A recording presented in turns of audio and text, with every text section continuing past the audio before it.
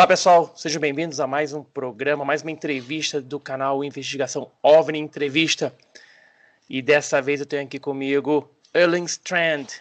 Vocês podem até não conhecer muito bem do nome não, mas é um cara hiper importante na ufologia e um dos precursores e principais criadores do Projeto Hessdalen, sim, aquelas luzes na Noruega. Nossa entrevista vai ter, além desse tema, muitos outros temas também relacionados à ufologia na Escandinávia, Noruega, Dinamarca, Finlândia. Então, vocês com certeza vão gostar. O Erling Strand nasceu em 1955 e formou-se em 1981 na Universidade Norueguesa de Ciência e Tecnologia. Trabalhou como Research Fellow em comunicações de fibra ótica no Departamento de Pesquisa Standard Telephone og Kabelfabrik, de 1981 a 1985. De 85 a 88, ele trabalhou como Research Manager na EDAS mais AS, onde desenvolveu estações de medição automática. Desde 1988, ele trabalha como conferencista e é professor assistente na Escola de Ciências da Computação Østfold University College. Erling Strand é um dos fundadores e desde 1993 o gerente do Projeto Hessdalen, cuja principal tarefa é descobrir mais sobre as misteriosas luzes no Vale de Hessdalen, na Noruega. Erling, thank you very much to be here, and we have a lot to talk. Thank you very much. Thank you for inviting me to be your guest. I'm looking forward. Did I spoke correctly? Kabelfabrik. Is that correct? Kabelfabrik. That was my first place to work. That's right. Great. But now I'm working at the Østfold University College, as you know. Great. Erling, let's start from the beginning. Okay. How did you become interested in ufology? Well, it happened when I saw a flying disc over my head when I was walking home when I was a student at the university in Trondheim. It was in a bright day, sunshine, nice weather, and when I was walking home, I saw this flying disc fly above my head. And that made a very strong impression on me. And I wanted to know what could that be? What was it? And that brought me into the UFO topic. Yeah, this UFO was a flying disc shaped classic flying disc with lights, something like that.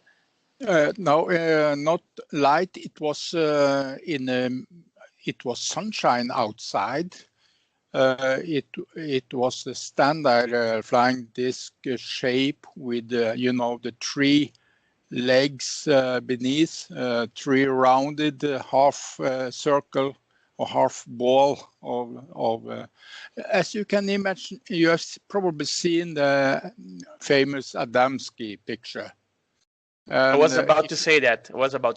Yeah, and if you look at the bottom of that with these three legs, round shaped legs, that was how it was. It was a little bit different from Adamski's picture on the top because, the Adamski picture showed some windows and so on. Yeah, I didn't see anything of that, and it was more oval shape top, but anyway, quite impressive. Interesting you say that because Adamski is considered as a fake, as a fraud, but the UFO that you saw is similar what he told in his contact. Do you believe in Adamski? Well, I haven't studied it so very strong enough to say one or the other. And of course, it's easy if you are hooked onto something. You have to be more very careful so you don't take everything as a UFO. It doesn't need to be that. So, but back to what I saw, it was not exactly the picture. You know, the windows was not there at my sightings, so that was a little bit different. But I've seen, that was my first sighting, and I've seen some strange thing also in the daylight in a couple of other occasions. Oh, you are a good luck man, because have a good luck, because many ufologists that I know never saw a UFO. I saw one myself.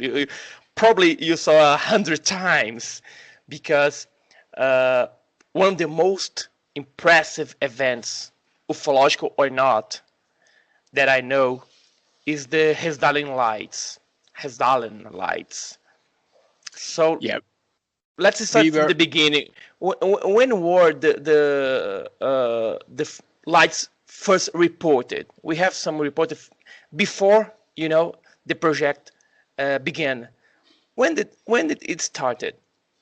Well, it started with newspaper write about it, because it was in the very end of 1981, early 1982. Well, it was in December 1981 when the local inhabitants in this small valley, it's only 15 kilometers long valley and about 4 or 5 kilometers wide at the most.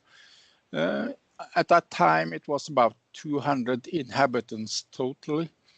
And they started to see lights, strange lights, mostly strange lights, in that valley, very sometimes close to their houses. And it happened so much, so many times. At the most, we have written down up to 20 observations a week at the most. And in such a small place, that is huge. So the inhabitants started to talk about it to each other. And then soon the newspaper picked it up, wrote about it, and there it started. And how did you get involved with the Hessdalen? Well, before that, I was part of a UFO group in Norway, because after my sightings, which took place in 1978, that's about 4 years before the huge amount in Hessdalen, I was involved in a UFO group. I tried to do some investigation, research, and so on. And when this happened, I went also up to Hessdalen. Many people went up to Hessdalen when the newspaper started to write about it. And they wanted to see for themselves. I and a small group of friends did also go up there. That was in September 1982, nearly 1 year after it started. And I did see a really strange light out in the mountainside, dark. Well, the group of us, we went into the mountains or the top of the mountains around Hessdalen. We split in 3 different groups and communicated with walkie-talkie, and ready with cameras and so on, and stayed there during the night. And it happened. We saw it the first night, and it was impressive that too, because it was much stronger and it behaved much different than I would expect. Well, in the beginning, I thought, well, if I'm lucky, maybe I see a small light in the mountainside or something. But this was huge, it was strong. It illuminated the ground and it moved around, stopped for some minutes at the location, moved around again and stopped and continues for more than 1 hour, 1.5 hours before it disappeared. And so that the strong light, you know, out in the mountainside in Hessdalen, there is nothing. In September, it was late September, so there's no lights in any cottage or anything. It's dark outside. And when you see such a bright light, not so far away, then I knew there was something that convinced me that what people told they see in Hessdalen was correct. And at that time, I was working as a research fellow in Oslo. Went back and started to talk about my research fellows about this. And they said, well, be careful, don't start working with UFO. That's not good for a researcher at that time. So, but that made me more curious. So after, well, these sightings in Hessdalen continues, you know, very much. And many people expected that some research establishment or a university or something would do something, go out in the field and try to find out what it's all about. But no one did. And then a group of us, that was back in 1983, summer of 83, we discussed, well, first of all, why don't that university do something and so on. And then we decided maybe we should try. And then we started Projeto Hessdalen. It's an amazing project. It's amazing. More than 30 years studying the lights. And about the lights, what type of lights are seen? Are they large, of various sizes, shapes, and colors? Yeah, you have all different descriptions of the light. So the description can be so different, so it's hard to believe it's the same thing. For instance, those who are most is the flashing, strong flashes down in the valley, up in the sky,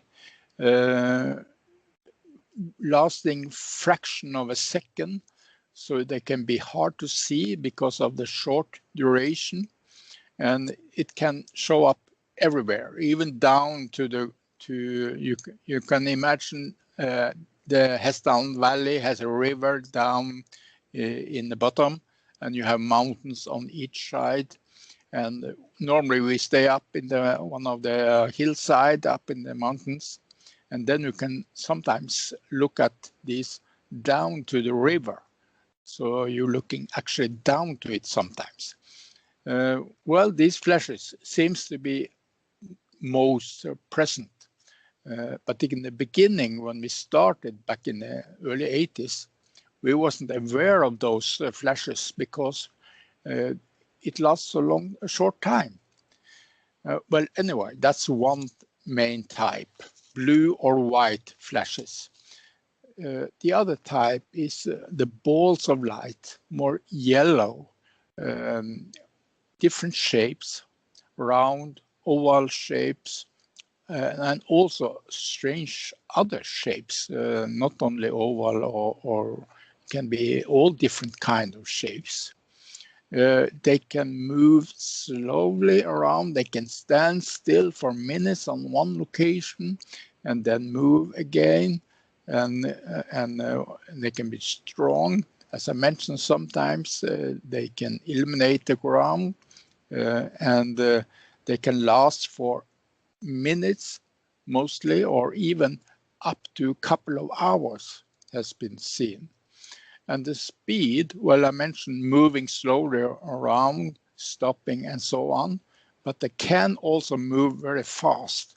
In one occasion, when we had the instrument set up there during our field work, we measured a speed by radar, and the speed was 30,000 kilometers an hour on one of these lights. That's the second type. Sometimes we have discussed maybe we should split these in several types due to the shape, due to the duration from some minutes up to hours and so on. But well, anyway, I've chosen this to be one type. This type with this ball of light, when this ball has been studied by binoculars and so on, and also got on video, sometimes they have seen many small balls of light inside the main light, moving around inside the ball of light, you know. On some occasions, we have seen these balls of light moving out of the main light, and also the opposite. You can see some small light suddenly go into the main light, though. Well, that's the second type. The third type is when you have more lights moving together. It's easy to get the impression that they're connected to some kind of object. When this type of light has been seen when it's not completely dark outside, people have explained that it seems to be some kind of black object which these lights are connected to. And when this is moving, they all move together. So it's you got the impression they're connected to something. You have also seen quite similar when it's not in the daylight, and then they can see the object type. You have one famous is something looking like a brown bread moving with the light in front and so on. And you have also, well, this is the more, then we go more over to the daylight observations. But we don't have so much of these daylight observation. Can be because it's more difficult to see. And also it can be that we have had the focus when it's dark outside. When we have this field work and so on, we mainly have the activity when it's dark outside, because we know it's more easy to capture a light when it's dark.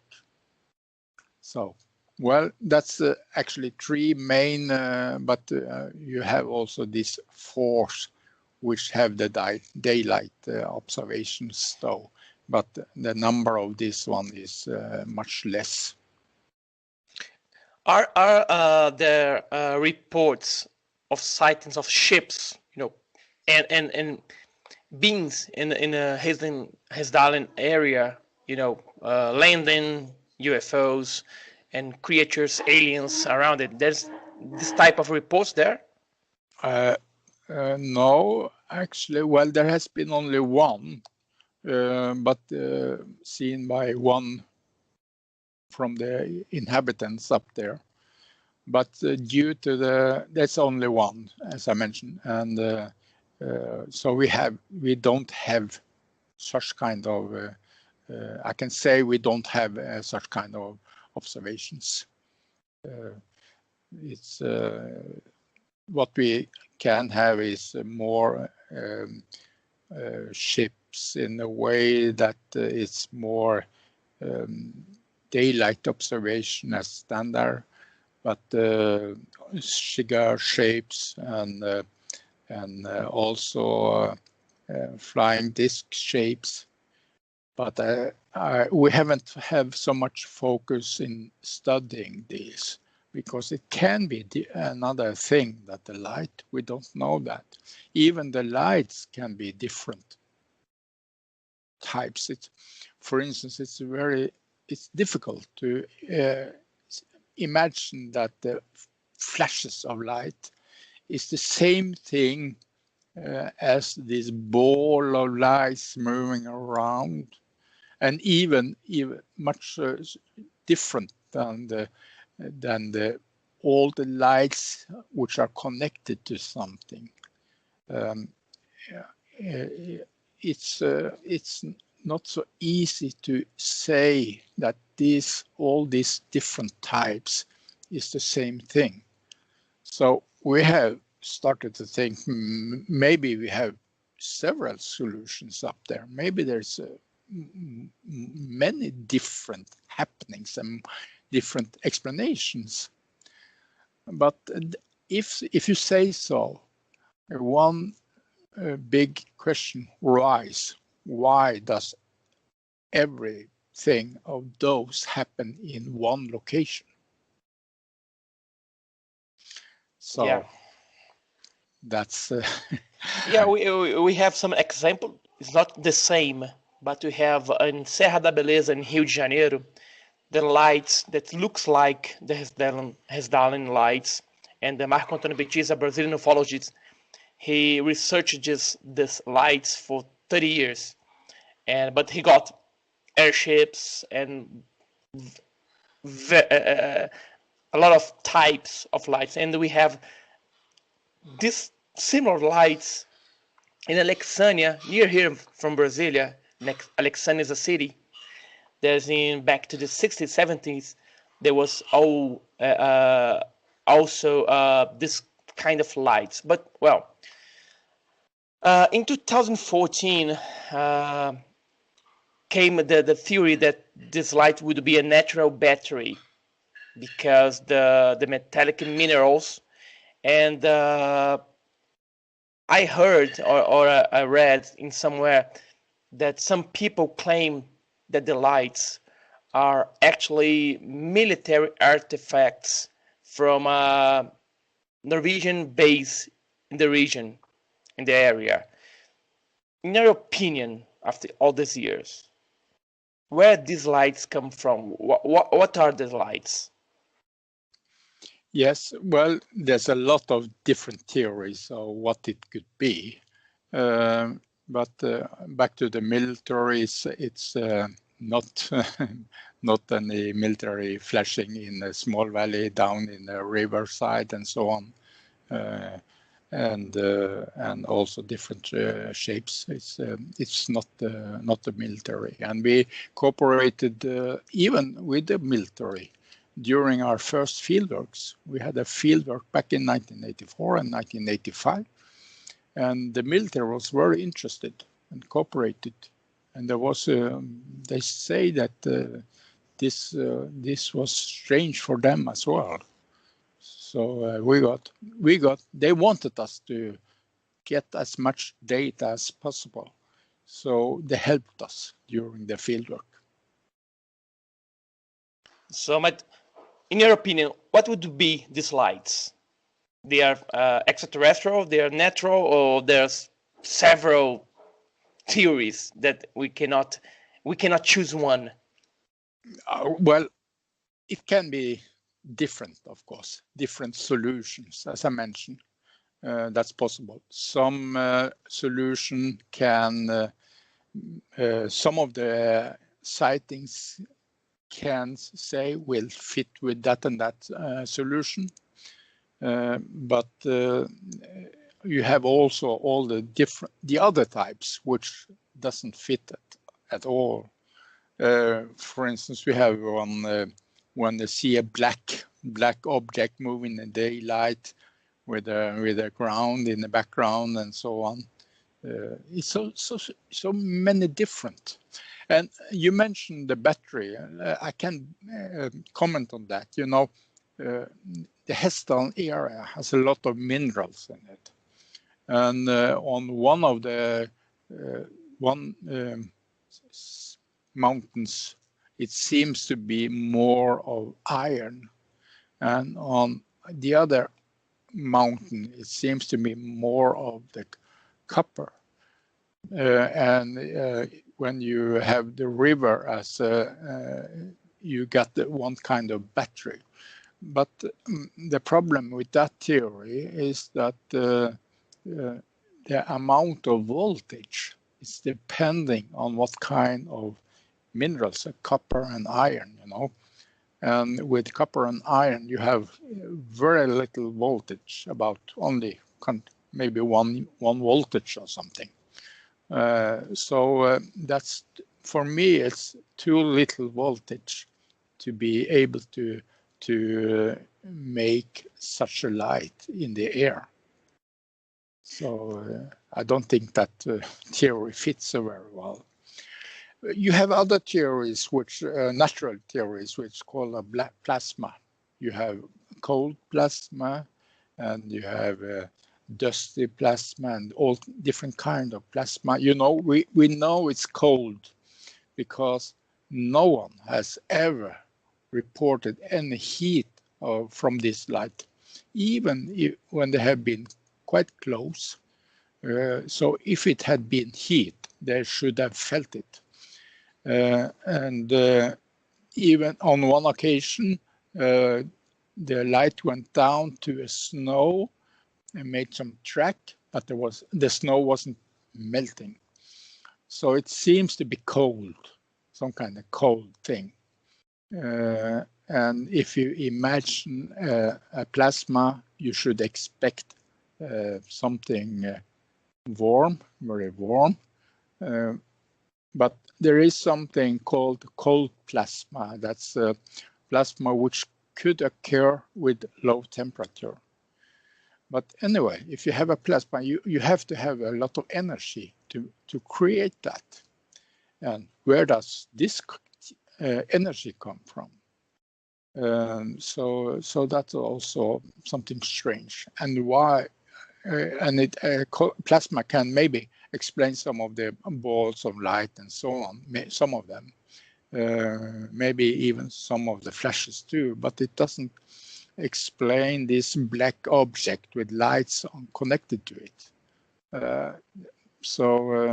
Well, you can mention maybe some natural explanations and theories could fit for some type of the observations, but not for all.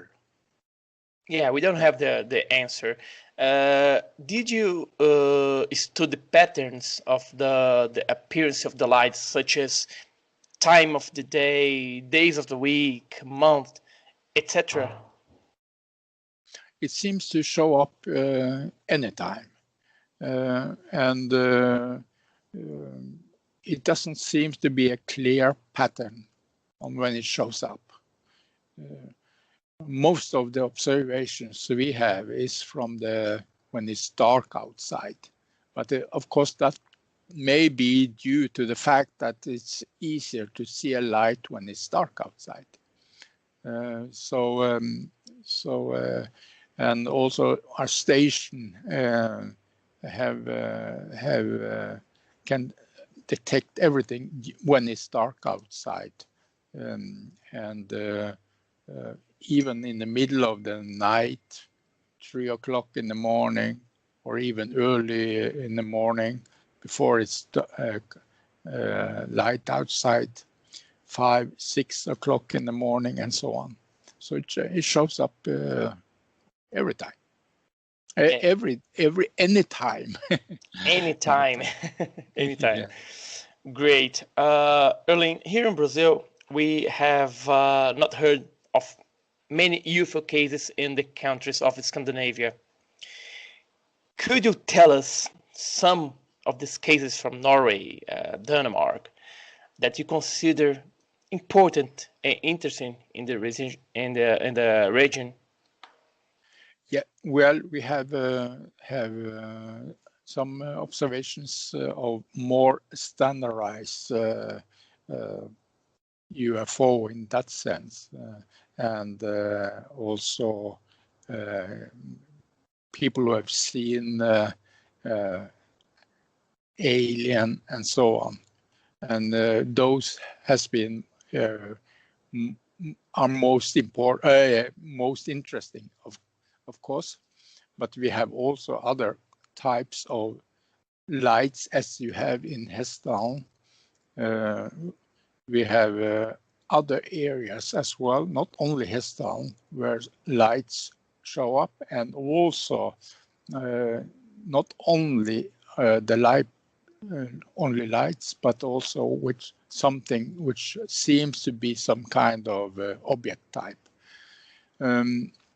So there is not only in Hessdalen, but you have also a couple of other areas. But what was strange with Hessdalen, this high activity, which up to 20 observations a week, which can be called the UFO flap. The time was years and not weeks, as it can be other places. The other places in Norway too, where there has been a lot of sightings in quite a small area that is lasting, finished after 14 days, for instance. And I think that's more common.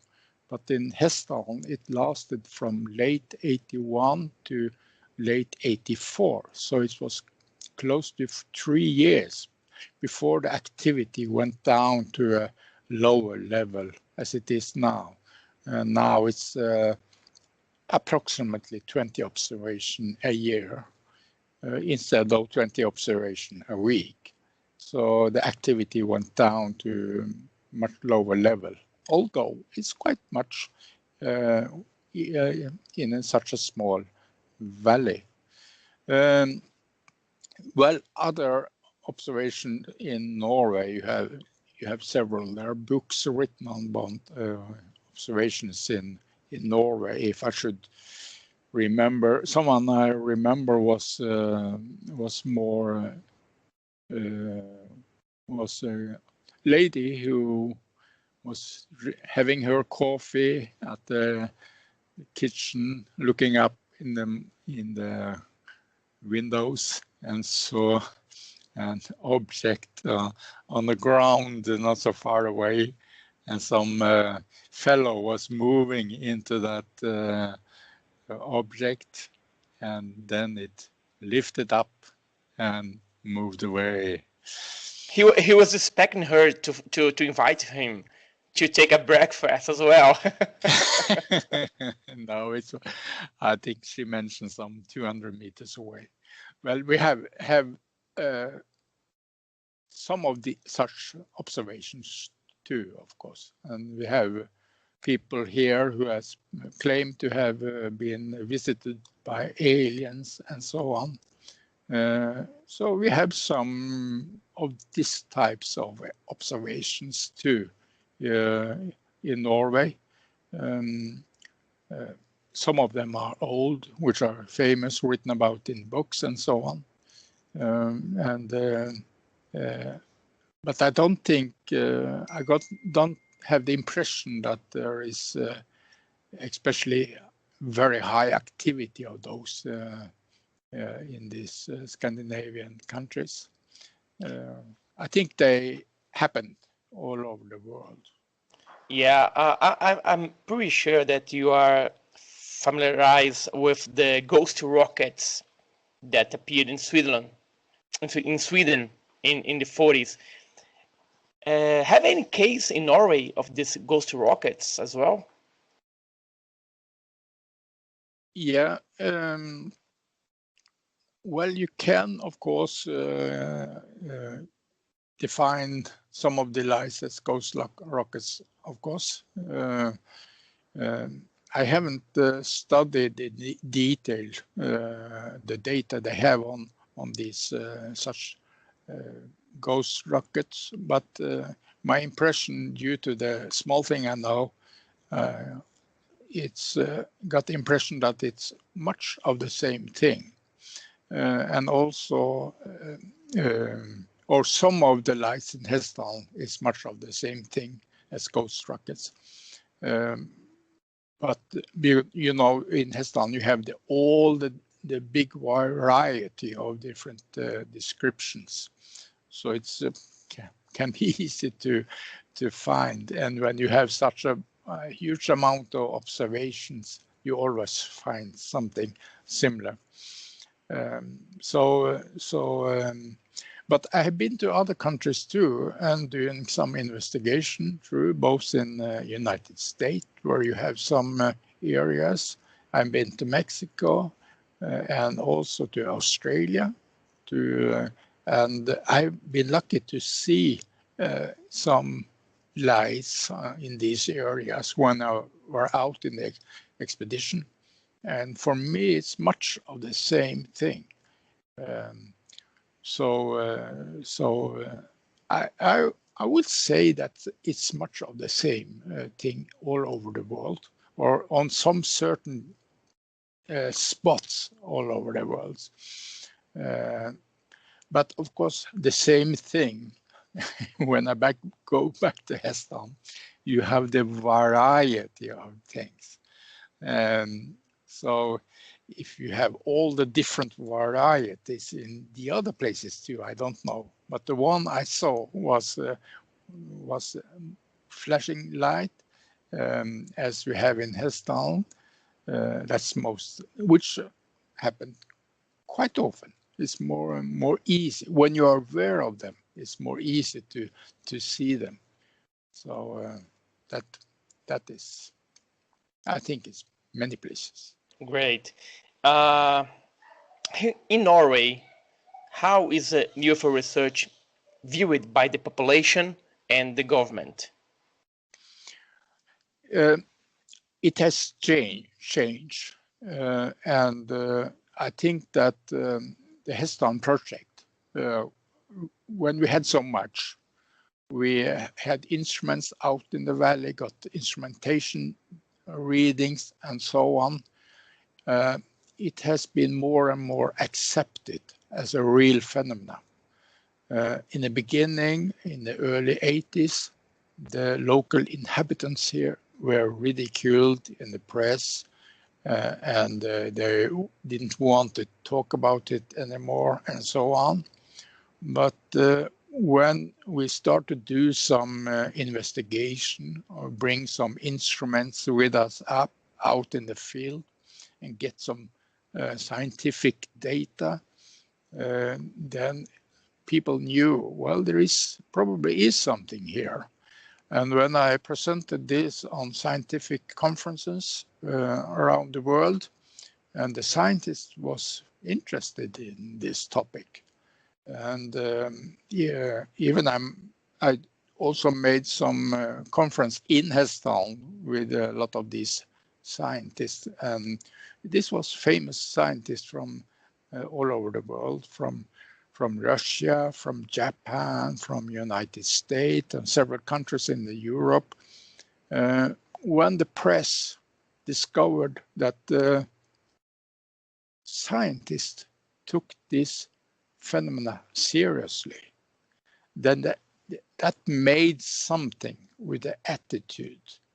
And then they suddenly believed, well, maybe this is not only crazy people seeing such kind of things.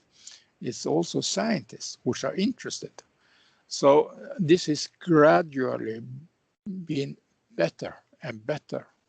And we have also started to bring young kids out in the doing research on this, which we call science camp. And the school system, I think that's great. So the official school system in Norway, they think it's real phenomena. But of course, this is much politics too, to get this how you treat the data.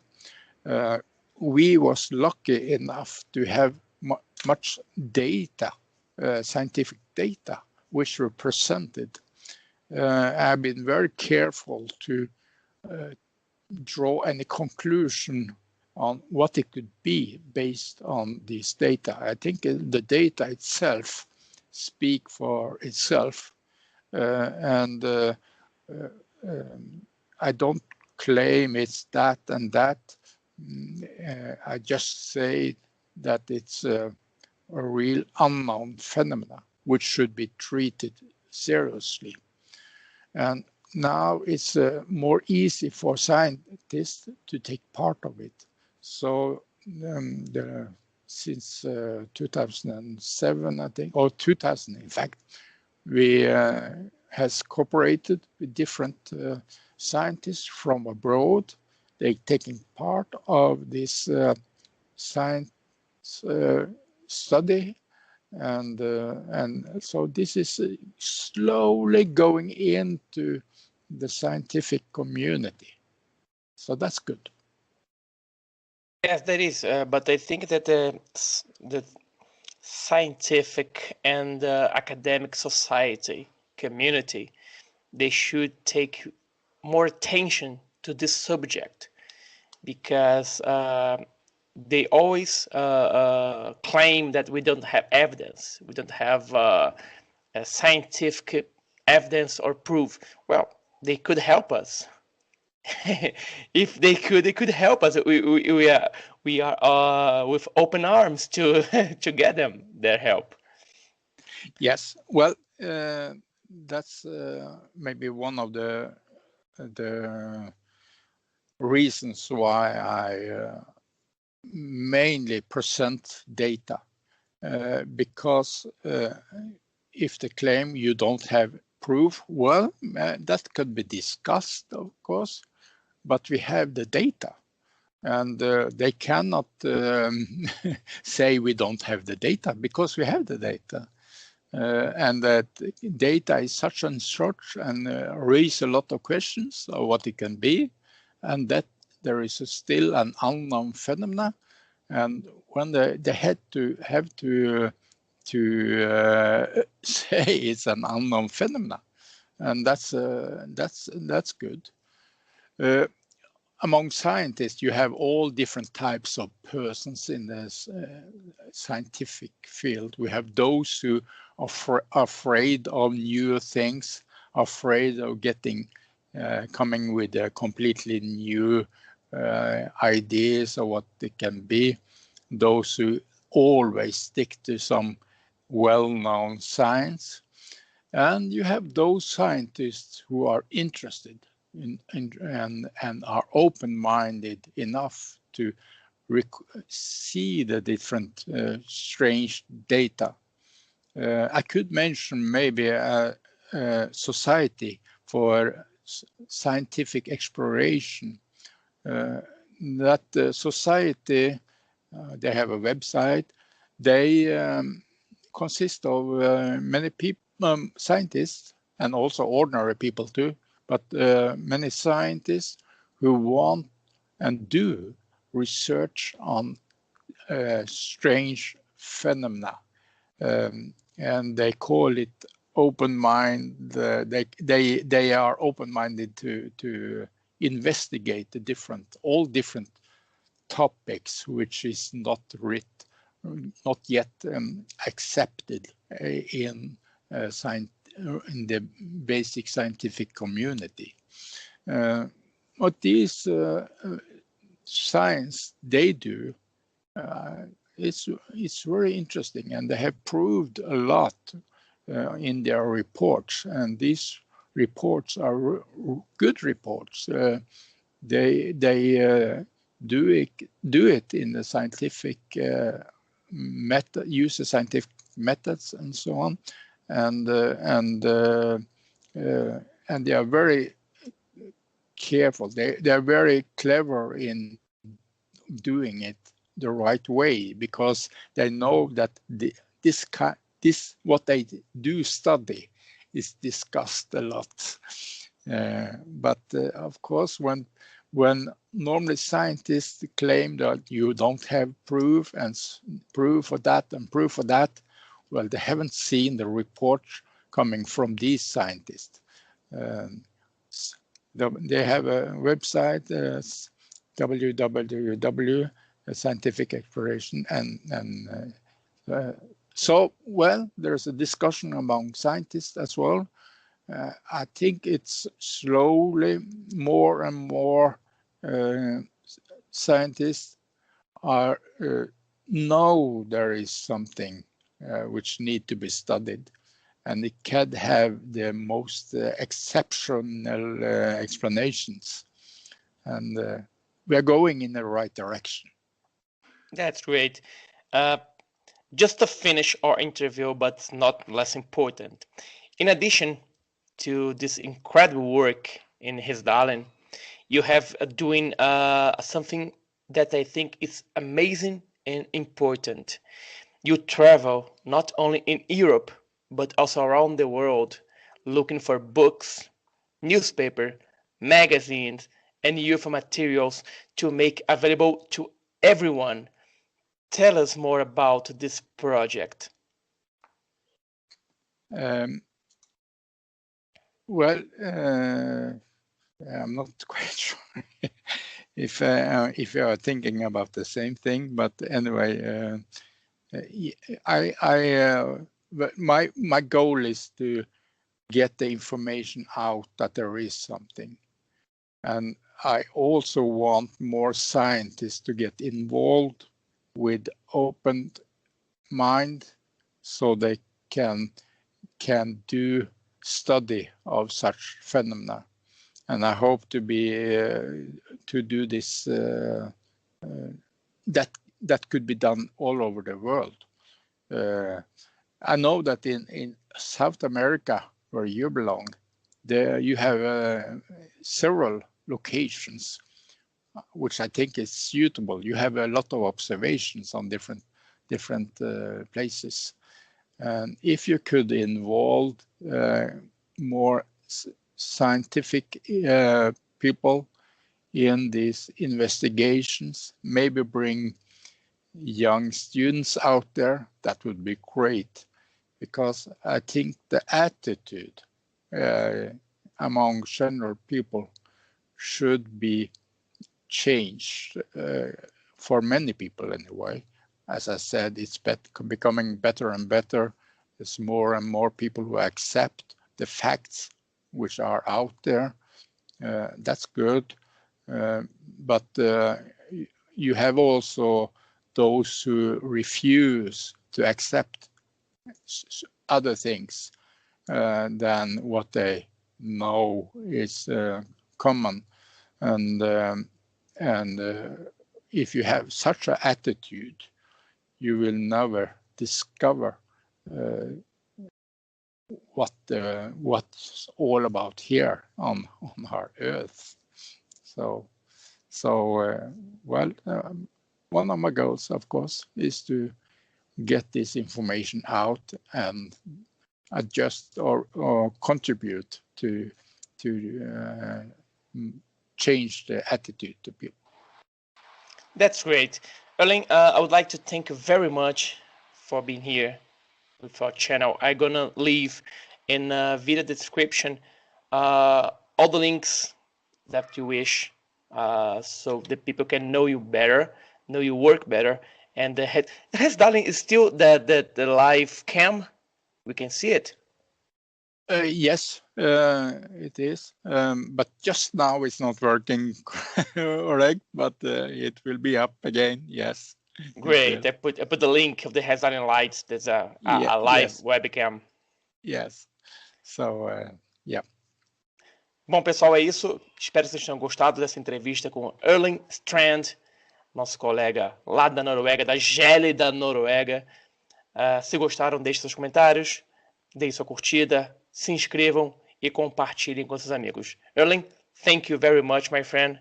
Have a good day. Have a good day, myself. Thank you. And looking very good to be a part of your